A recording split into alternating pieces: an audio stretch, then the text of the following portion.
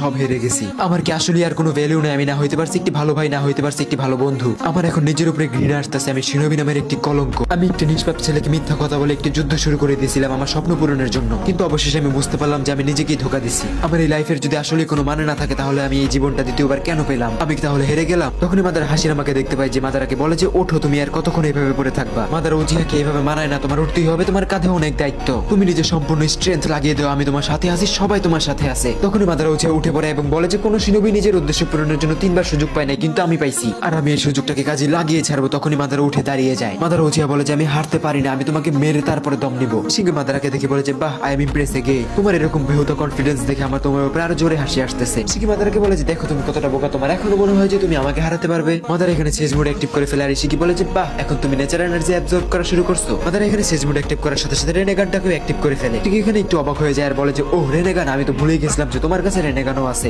যাক ভালোই হলো, এই ফাইটটাকে চলো আরো ইন্টারেস্টিং করা যাক। ইশিকি মাদারাকে বলে যে আমি এখন আর কোনো হোল্ড ব্যাক করবো না বেবে। তখনই মাদারা উচিয়া 3 মিটিওর সামন করে, কিন্তু ইশিকি সেগুলোকে ছোট করে ফেলে। ইশিকি উপর দিকে তাকিয়েছিল, এই সুযোগ নিয়ে মাদারা খুব ফাস্ট ইশিকির উপরে অ্যাটাক করে দেয়। মাদারার এই অ্যাটাকটা লিটারালি এত হেভি ছিল যে গ্রাউন্ড ডিস্ট্রয় হয়ে যায়। মাদারা ইশিকির একটা হাতকে রুটস এর মাধ্যমে ধরে ফেলে। মাদারা এখানে এতটাই রেগে গেছিল যে তাকে লিটারালি মনস্টারের মতো লাগতেছিল। মাদারা এখানে বলে যে কিরে ইশিকি, তোর কাছে মানে উড স্টাইলের কোনো ডিফেন্স নেই। মাদারা এখানে উড স্টাইল এবং রেনেগান একসাথে মিক্স করে ইশিকির উপরে এমন একটা অ্যাটাক করে যে সে নিজেকে আর কন্ট্রোলই করতে পারে না। মাদারার স্পিড ডিউরেবিলিটি এখানে ইনসেন লেভেলের হয়ে গেছিল। সিনটা দেখতে এমন লাগতেছিল যে একটি ক্ষুধার্ত সিংহের সামনে একটি খরগোশের বাচ্চা পড়ে গেছে। লাগাতার মাইর খাওয়ার পর ইশিকি বলে যে আমি তোমাকে শেষ করে ফেলবো। ইশিকি এখানে একদমই পাগল হয়ে গেছিল, যার মাধ্যমে সে নিজের সব চক্র ব্যবহার করে আনলিমিটেড ব্ল্যাক রড শ্রমণ করে। মাদারা এগুলো দেখতেছিল আর বলতেছিল যে তুমি হয়তো জানো না ইশিকি, তোমাকে আবারও মনে করাই দিই, I am the ghost of Uchiha. এই দুনিয়ায় এমন কোন শক্তির জন্ম হয় না যে মাদারা উচিহাকে ড্যামেজ করতে পারবে। ইশিকি এখানে নিজের আনগিনাত রডস এর অ্যাটাক মাদারা উচিহার উপর করে দেয়, কিন্তু মাদারা উচিহা এখানে রেনেগানের পাওয়ার গ্র্যাভিটেশনাল ফোর্সের মাধ্যমে সবগুলোকে ডিস্ট্রয় করে ফেলে। অ্যাটাকটা সার্ভাইভ করার পরে মাদারা উচিহা ইশিকিকে বলে যে হে ইশিকি, তুমি হয়তো জানো না তুমি কার সামনে পড়ছো। মাদারা উচিহার নাম শুনলে মৃত্যু নিজেও ভয় পেয়ে যায়। আমার কাছে তোমাকে মারার জন্য এখনো অনেক কিছু আছে, কিন্তু আমার মনে হচ্ছে যে এখন তুমি দুর্বল হয়ে পড়ছো। ইশিকি উচুচুকি মাদারা উচিহার মুখে এরকম কথা শোনার পরে অনেক বেশি নার্ভাস হয়ে যায়, সাথে রেগেও যায়। মাদারা এখানে উডসেলের ব্যবহার করে পুরো এরিয়াটাকে সঙ্গে সঙ্গে ব্লক করে ফেলে। মাদারা উচিহা এখানে ইশিকিকে মারার জন্য নতুন স্ট্র্যাটেজি বানাইতেই ছিল। তখনই সে দেখে যে একটি হোয়াইট কাউ আপিয়ার হয়, যেটা পুরো চক্র দিয়ে তৈরি। এটা দেখে মাদারা ভাবে যে এটা কি তাহলে কোনো সামারিন বিস্ট, আমার নিজেরই চেক করতে হবে। এটা বলেই মাদারা সুসুনো অ্যাক্টিভ করে এবং ফায়ার স্টাইলের মাধ্যমে অ্যাটাক করতে শুরু করে। Red fire of distraction. Madara আগে থেকে উড স্টাইলের মাধ্যমে রুটস দিয়ে ভরে রাখছিল জায়গাটা, যার কারণে আগুন অনেক বেশি জোরে জ্বলে। আগুনের মধ্যে মাদারা উচিহা একটি মুভমেন্ট সেন্স করতে পারে। সে দেখে যে ইশিকির হোয়াইট বুল পুরো আগুনটাকে অ্যাবজর্ব করে রেড হয়ে মাদারার উপরে অ্যাটাক করে দিছে। ওটা মাদারা উচিহার সুসানোতে হিট করার আগে মাদারা উচিহা নিজের সুসানোটাকে ফ্লাই করে উপর দিকে, আর তখন মাদারা বুঝতে পারে যে এই গরুটা আসলে একটা গরু, কারণ এটা উঠতে পারে না। এই জন্য মাদারা উচিহা এখানে এই ময়দানে এটাকে কুরবানি দেওয়ার প্ল্যান করে। মাদারা এখানে একটা জিনিস দেখে অবাক হয়ে যায় যে এই গরুটা উঠতে না পারলেও জোরে জোরে লাফ দিতে পারে। মাদারা এখানে নিজের সুসানোর পাওয়ারটা আরো অনেক বেশি বাড়িয়ে তলোয়ারটা বের করে গরুকে কুরবানি দেওয়ার জন্য। মাদারা এখানে কাউটাকে কুরবানি দেওয়ার পরও দেখে যে সে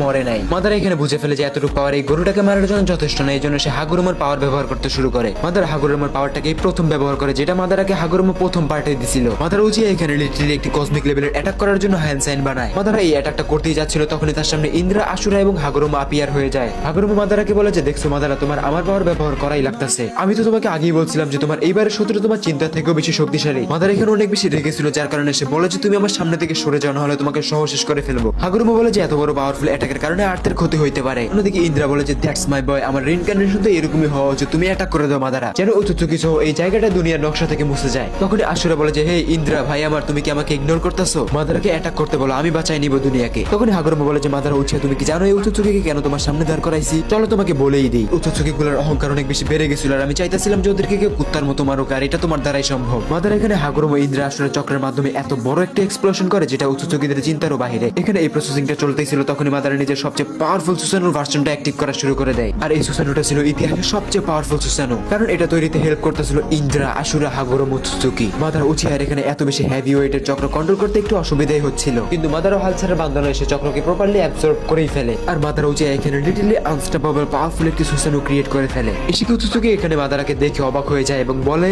আমি আমার পুরো জীবনের ইতিহাসে তোমার মতো জেদি অপোনেন্টের সামনে কখনোই পড়ি নাই। ইশিকি উচুচুকি এটা বলে নিজের ট্রু ফর্মে ট্রান্সফার হওয়া শুরু হয়ে যায়। প্রসেসিং চলতেই ছিল, আর তখন ইশিকি নিজের ট্রু ফর্মে চলেই আসে। ইশিকি উচুচুকি বলে যে আমার নিজের উপর ঘৃণা লাগতেছে, আমি কখনো ভাবি না যে একজন মানুষের সাথে ফাইট করার জন্য আমার ট্রু ফর্মে আসতে হবে। ইশিকি এখানে বলে যে আমি তোমাকে এটা শাস্তি দিয়েই ছাড়বো, তোমার উপরে সময় নষ্ট করতে পারবো না। তখন আমরা দেখতে পাই আশপাশে আগুন আর আগুন, আশপাশে ধোয়া ধোয়া হয়ে গেছিল, যেটা ধীরে ধীরে ক্লিয়ার হওয়ার সাথে সাথেই ইশিকি বলে যে আমি অনেক সময় লাগিয়ে ফেলছি, কিন্তু সাথে আমি অনেক বেশি মজাও পাইতাছি। এরকম ঠাপ সরি এক্সপিরিয়েন্স আমাকে আর কেউই দিতে পারে নাই। আর তখনই আমরা দেখতে পাই মাদারা উচিহা ইন্দ্রা চক্রের মাধ্যমে একটি সুসনো অ্যাক্টিভ করে ফেলে। পারফেক্ট সুসনো যেটা হাগুরো মোচুচুকির চক্রের সাথে মিক্স হয়ে